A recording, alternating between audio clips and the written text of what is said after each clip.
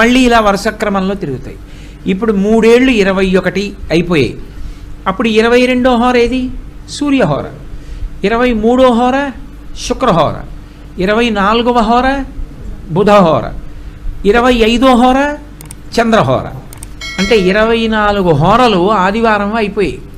25వ హోర అంటే రెండో రోజు మొట్టమొదట ప్రారంభ కాలానికి ఏ హోర ఉంది? చంద్రహోర ఉంది.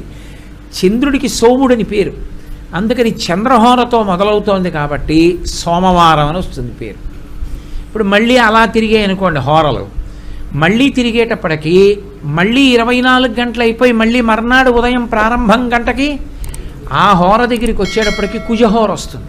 అప్పుడు మంగళవారం అని పిలుస్తారు. కుజహోరతో ప్రారంభం అవుతుంది. అలా ఆదివారం నాడు రవిహోర, సోమవారం నాడు చంద్రహోర, మంగళవారం నాడు కుజహోర, బుధవారం నాడు బుధహోర, గురువారం నాడు గురుహోర, శుక్రవారం నాడు శుక్రహోర, శనివారం నాడు శనిహోర. ఈ 7 రోజుల యొక్క ప్రారంభ కాలమునందు మొదటి హోరలో ఆయా హోరలతో ప్రారంభం అవుతాయి కాబట్టి ఆ వారాలకి కూడా అవే పేర్లు వస్తాయి.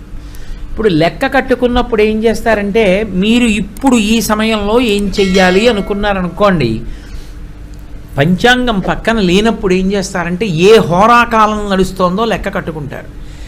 ఆ హోరలకి సంబంధించి ఆ గ్రహాలకి సంబంధించి కొంత జ్ఞానం ఉండాలి. అందుకే ఆ జ్ఞానం ఉందనుకోండి, ఇప్పుడు నేను ఒక పని సంకల్పం చేస్తే ఆ పని ఈ హోరలో చెయ్యవచ్చా ఆలోచిస్తారు. ఏదో ఇప్పుడు ఒక ప్రత్యేకమైన హోర నడుస్తుంది అనుకోండి, ఆ హోరలో ఆ పని చెయ్యవచ్చా అంటే వద్దు, ఆ హోరకి ఆ పనికి మంచిది కాదు, అది ఫలవంతం కాదంటే ఆ హోర వదిలేస్తారు.